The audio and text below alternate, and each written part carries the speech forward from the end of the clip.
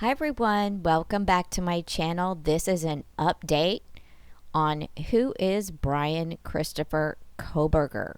Let's get the disclaimers out of the way. This is the copyright disclaimer and the true crime disclaimer.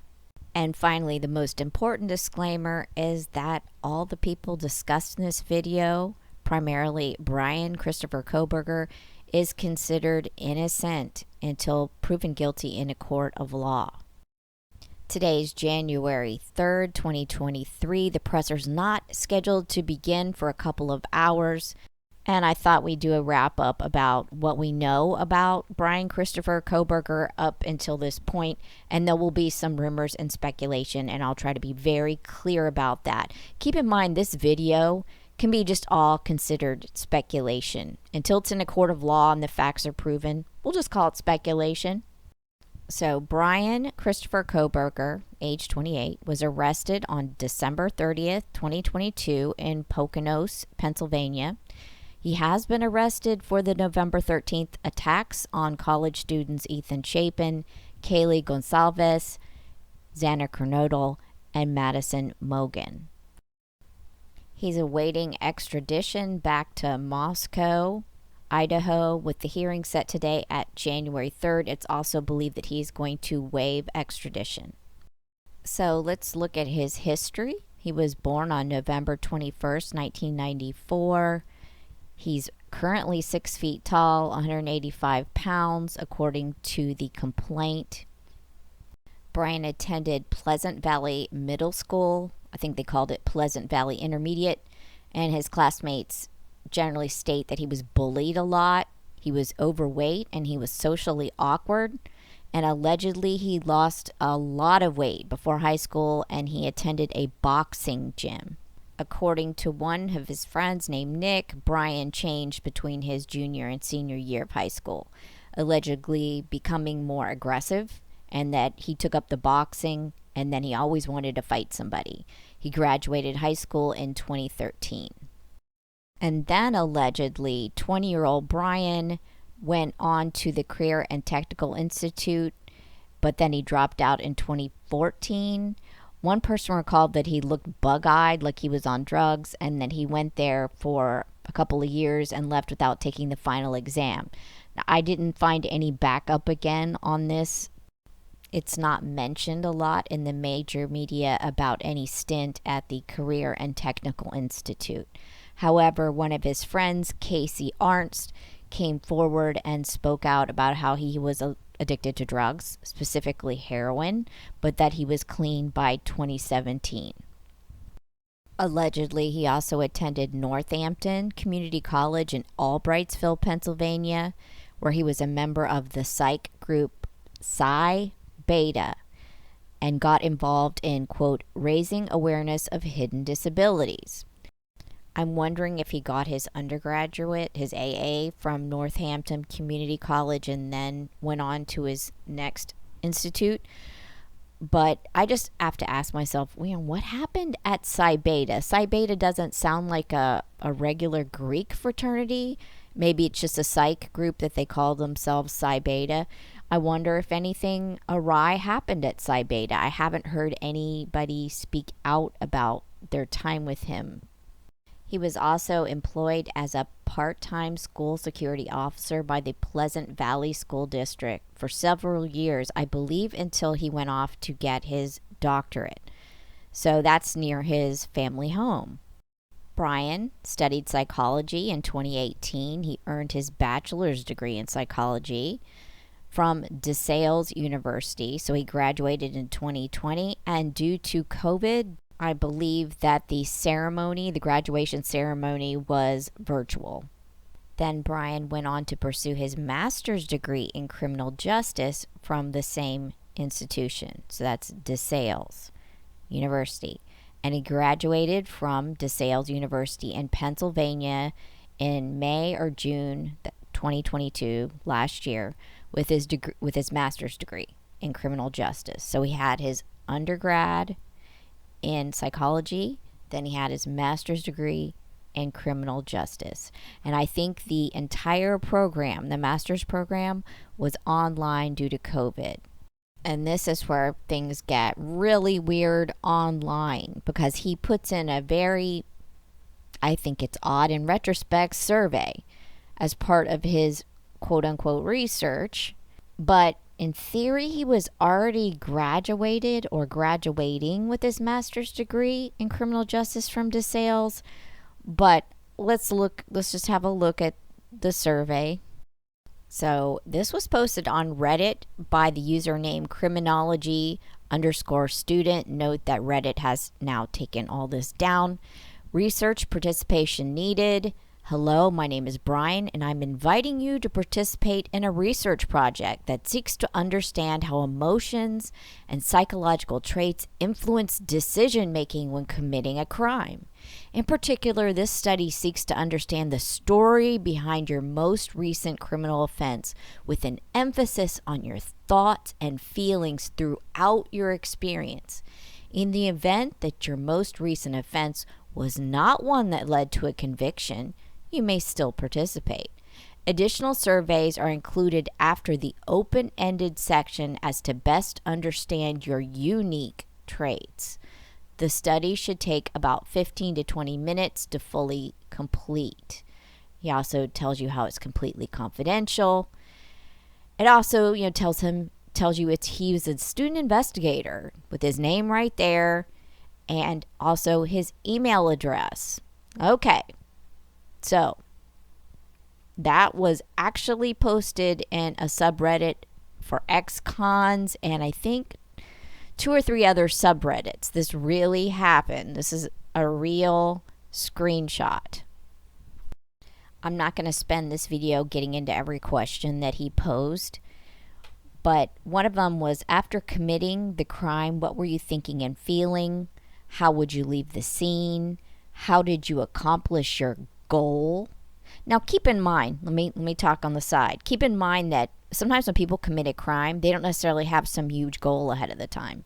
Like maybe you got in a fight with your sibling or something, and you got mad at them, and you have extreme problems controlling yourself, and you hit them with a hammer or something.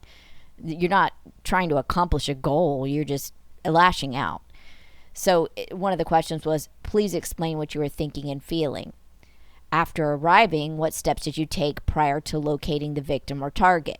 So a lot of these questions, though he didn't put it as a subset when he asked the people on an anonymous forum, were you a violent offender? Were you a SO offender? You get me? He already assumes in the questions, where some of these crimes could have been petty thefts, like stealing a felony amount of merchandise from a store, that there's a victim, there's a target. Now granted, you could argue, you steal from a store, there's a victim, sure, but a lot of these questions assumed almost a violent nature and almost assumed like a stalking. Please detail your thoughts and feelings was a question reiterated over and over and over. Even after they asked the question, it would be, and then what did you think the whole time? So another student in his master's program said that he believed that Brian allegedly believed that people were just bound to break the law. Here's my opinion. I don't believe his survey was for academic purposes. Why? Because the questions he posed assumed too much. They assumed the crimes were violent. They assumed they were personal crimes. The questions had lots of assumptions. Further, there were typos. The questions weren't well crafted. Additionally, the pool data, like the data pool that you're going to use. I mean, why pull information from subjects on a random, anonymous internet forum instead of trying places like prisons, like jails, like halfway houses, recovery groups? I mean, there was a ton of places he could have attempted to try to get this research data, but instead he goes to an internet forum, or a random anonymous internet forum. There also was no offer for payment for doing the surveys. I just don't believe this was valid research. In my opinion, if it was, who vetted these questions? Come on. One thing it does prove is that he was a Redditor, and we'll discuss this later. Allegedly, while still in Pennsylvania, Brian frequented a bar, the Seven Sire Brewing Company, And allegedly, Bryan once called a staffer there a biatch when she turned him down. I also believe if this is the group that later went on and made a post about it, that they, in their internal computer system, these servers and wait staff could make notes about the customers, probably next to their credit cards, honestly. Some high-end restaurants do this as well. If you are a current customer, a returning customer, they'll make comments on how you like your drinks and how you like certain things, and don't seat them near kids and stuff like that, so that every time you come back you get a great experience. And in this one, they had made comments about how he was treating the staff unfavorably and his behavior. And so the next time he allegedly showed up at the bar, they said, "Hey, Bryan, allegedly, you did this," and that he pretended not to know what they were talking about and then didn't come back. So if this is the case, that bar did a great service to their staff if he was the stalking type. You know what I'm saying? You get a few drinks in you, Bryan, and you start talking a little wild to our female staff. We need you not to do that anymore. "Oh, I don't know what you're talking about." This is me paraphrasing. And then he never comes back. Good job. Bryan chose Washington State University Pullman to do his doctorate degree, moving 2,500 miles away to live in graduate housing there. The semester allegedly started during the summer, and Bryan was currently a Washington State University PhD student by the Department of Criminal Justice in Criminology at WSU Pullman. His office and his apartment were approximately only 8.4 miles from the crime scene, a mere 15-minute drive. As you can see here, the map distance is a 14 minutes drive away from the university to the residence at 1122 King Road. Peers and students at WSU spoke of their classmate as awkward. That was the commonly used adjective. Quote, "He was a little bit off, but I always thought it was because he was awkward and wanted to fit in," end quote. Bryan's aunt also has spoken out to the New York Post about his peculiarities of being, quote, above and beyond, end quote, vegan. Above and beyond vegan, who forced the family to buy new pots and pans that had never touched meat. So he has some OCD qualities. So this is in my opinion, okay? I think he was a control freak. The veganism is just one little tiny bit about how he could take that and be more OCD with it, even beyond kosher. He also gives off like incel vibes. In my opinion, no one has ever spoken of him having a girlfriend or a boyfriend, and people have recounted his obsessions and being socially awkward. So again, in my opinion, this is how I look at it. Number one, as a child, he ate his emotions and he was teased and bullied as a result of that. And what does he get? He's awkward. Number two, he took a heroin to cope, allegedly, with his feelings. Then he went to rehab and he got clean, but he was still viewed as awkward. Three, he goes the intelligent route. Let me, go to school. Let me be the smart guy. He's even working on his doctorate, but peers still view him as awkward. So he's not eating, he's not overweight. He's not on drugs. He's trying to be smart, but people still find him odd and awkward. People speak about him getting into arguments with peers, particularly women, mansplaining to them about things because he thinks he's the smart guy. He's awkward. I don't know if he's on the spectrum. Not all people on the spectrum commit crimes. I'm not trying to insinuate that, but I think he's got incel vibes.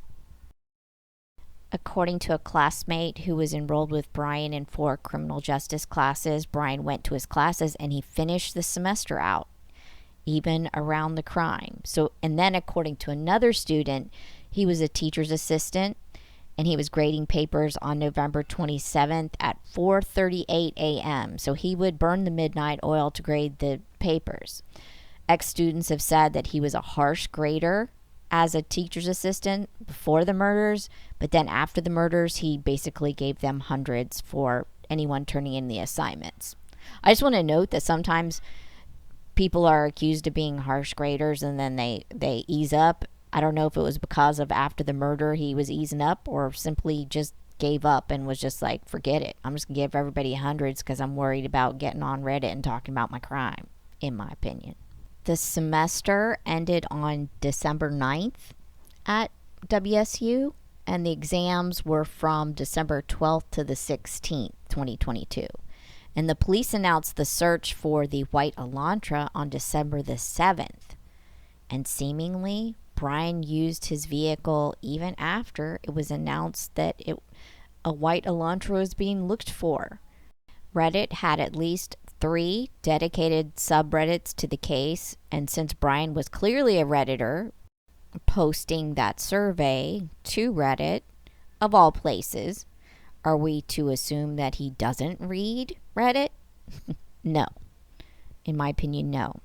Surely law enforcement has subpoenaed the Reddit using all his IP addresses and his known profiles to obtain all the information he may or may not have used. But I believe that he was totally reading and likely commenting on the active posts about his crime.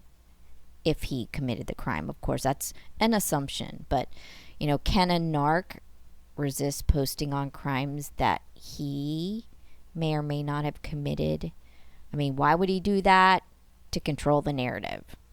And social media is the modern day collecting of newspaper clippings.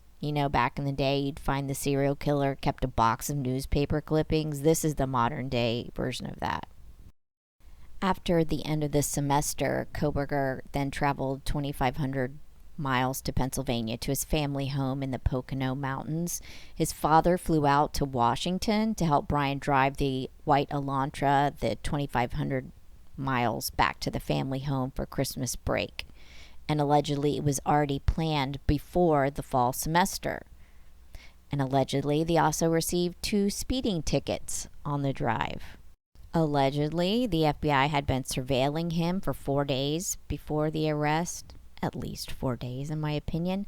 And also, allegedly, he had been wearing gloves after the murders. Somebody came forward with a leak that he was even wearing gloves in a grocery store. According to that same source, he had been stalking the girls for weeks, and his cell phone pings also later followed them for weeks. So, in my opinion, he was probably wearing gloves after the murders, not only to not leave fingerprints on things for someone to easily come behind him and take his fingerprint that way. I also believe that he may have hurt himself while doing these stabbings, because you can't stab 4 people without hurting yourself. At the very least, you're going to have bruising. The most, you're going to cut yourself.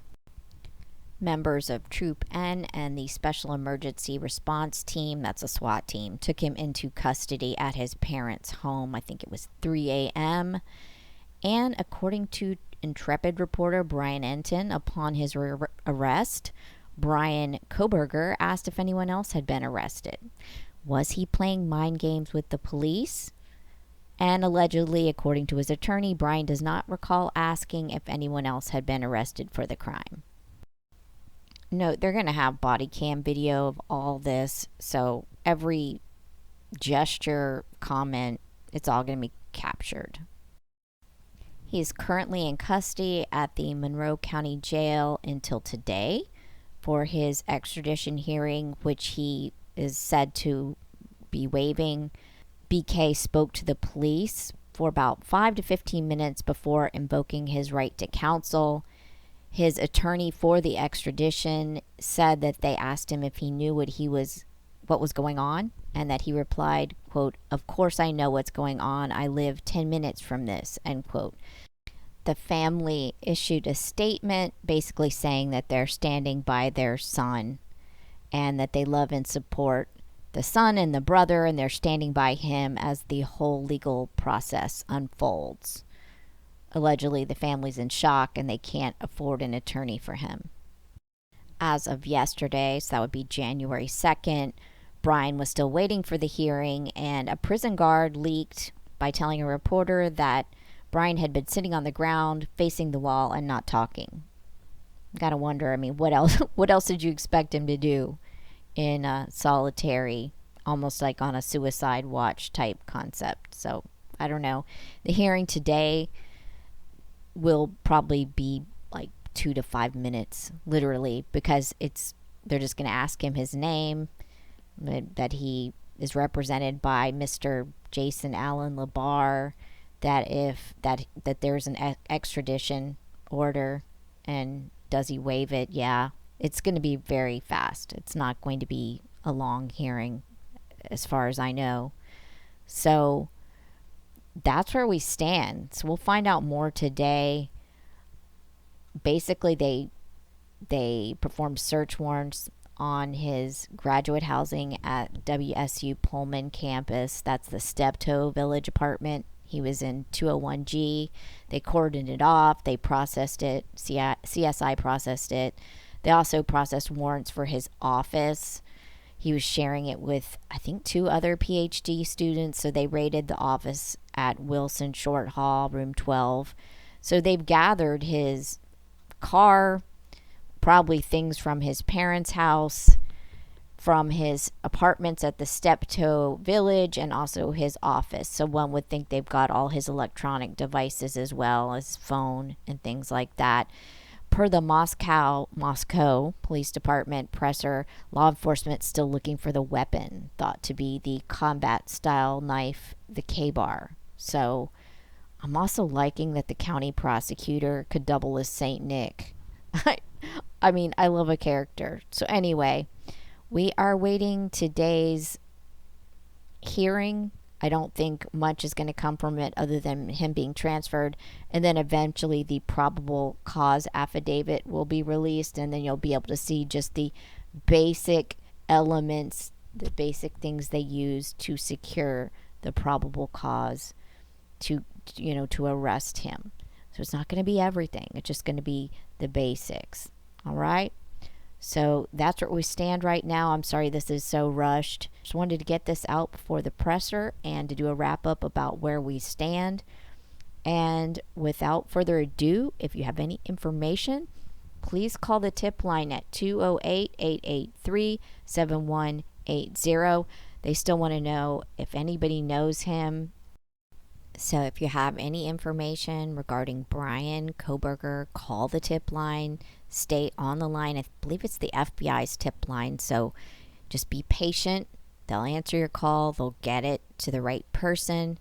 And also, I just want to thank you for watching. I'm almost at 3,000 subscribers. I appreciate it so much. I'm going to do a giveaway. And if you like this video, please hit the thumbs up. Please hit the like and subscribe for more. And I should update after the presser. So without further ado, have an excellent day. Bye.